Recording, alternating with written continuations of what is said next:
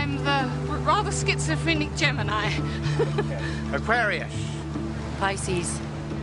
Astrology is so pervasive that just about everyone has been indoctrinated with the alleged character of their star sign. They're fiery, a bit unreliable, they love traveling, they're very expansive, they're quite spiritual. Loyal, spend too much money, good leader. They can be a bit moody, swinging one way and the other. They can be very bubbly 1 minute and then a bit down, and you never know what you're going to get with them, my husband says.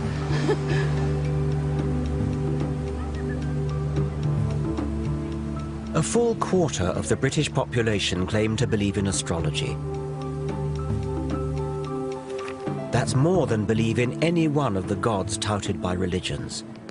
Day in, day out, astrological horoscopes get far more newspaper column inches than science. Amusingly, it falls foul of our modern taboo against lazy stereotyping. How would we react if a newspaper published a daily column that read something like this? Germans, it is in your nature to be hard-working and methodical, which should serve you well at work today. In your personal relationships, especially this evening, you will need to curb your natural tendency to obey orders. Chinese, inscrutability has many advantages, but it may be your undoing today. British, your stiff upper lip may serve you well in business dealings, but try to relax and let yourself go in your social life. And so on through 12 national stereotypes. Of course, the astrology columns are not as offensive as that, but we should ask ourselves exactly where the difference lies. Both are guilty of facile discrimination, dividing humanity up into exclusive groups based on no evidence. So now I want to find out how those who trade in such irrational nonsense can possibly justify what they do. This is a map of the cosmos with London in the very center.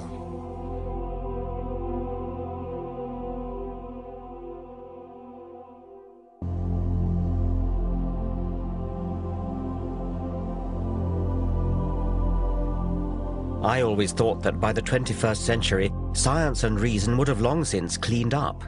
And yet every day of the week, we're encouraged to retreat into the fog of the superstitious past.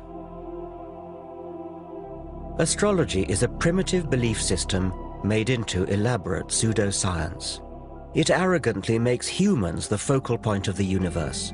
The movement of planets is supposed to signify petty developments in our career or love life. It was developed in the 2nd century AD by the philosopher Claudius Ptolemy and has not moved on since, despite the discovery of new planets and despite a shift in the Earth's rotational axis that has thrown Ptolemy's zodiac out by 23 degrees. You could ask a question. You could say, who has stolen my money? It never made sense when it was first invented, and it makes even less sense now. Read it off as though you mean they get it right. Do you think there's an actual physical influence of the planets that somehow beams down and influences people? I think it's very hard to see that. I think if you try to understand astrology as a causal agent, right, I think that's hard to imagine how that would happen. I think you have to look at the planets as signifiers. When you look at the movement of Saturn around the zodiac, it's a very strong signifier of what's going on in individual lives. I don't even understand how they could possibly be signifiers. I mean, how could the rise of Saturn possibly be a signifier for something that's going on physiologically in a person's body? The position of planets in the signs of the zodiac. This is what you keep coming back to ask me. How could it possibly work? Yes. And I've told you, I don't know. It's a deep, dark mystery. What isn't a deep, dark mystery is why the trite vagaries of newspaper horoscopes seem to chime with readers. Psychologists have identified what's known as the Barnum effect, whereby people tend to believe statements are accurate for them personally, when in fact they're general enough to apply to anyone. We could devise a little experiment where we take your forecasts and then give some of them straight, give some of them randomized, sometimes give Virgo the Pisces forecast, etc., and then ask people how accurate they were. Yes, that would be a perverse thing to do, wouldn't it? It would be, yes, but I mean, wouldn't that be a good test? A test of what? Well, how accurate you are. I think that your intention there is mischief, and I think what you'd then get back was mischief.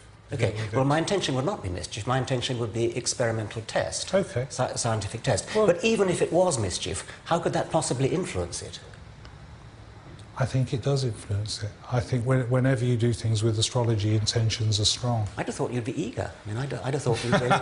See, the fact that you're not makes me think you don't really, in your heart of hearts, believe it. I don't think you really are prepared to put your reputation on the line. I just don't believe in the experiment, Richard. It's that simple.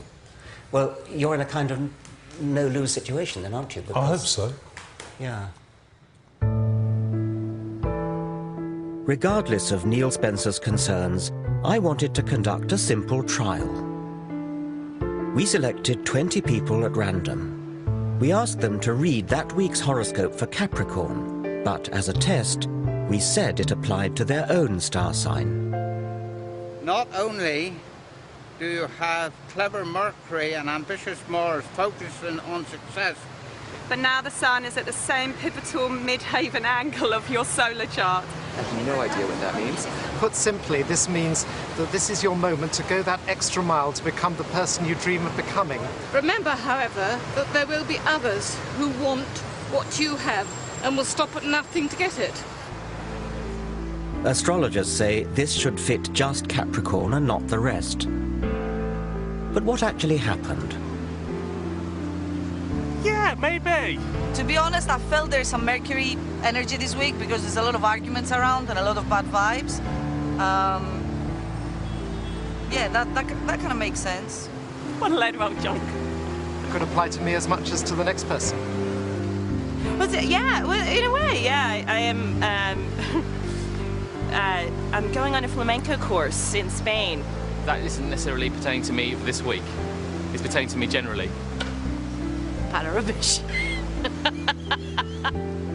The same number of people agreed that the horoscope was accurate for them as disagreed, and similar results are found with proper large-scale experiments. Technically, all but one of our group should have disagreed, namely our only Capricorn. Does it apply to you? Not at this moment, no.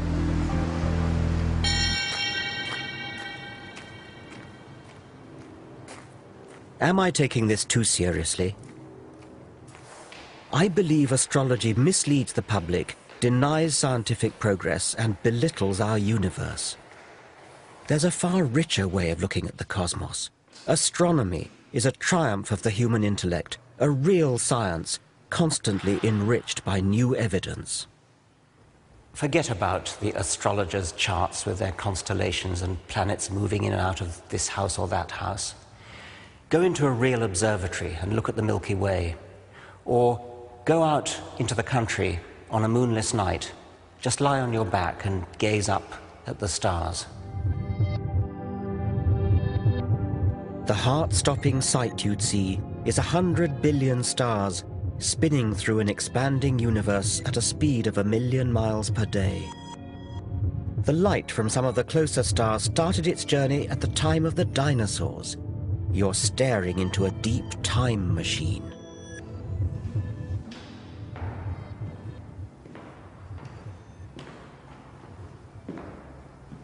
And yet, even as science unravels these natural wonders, our society is drawn to the slim pickings of supernatural belief.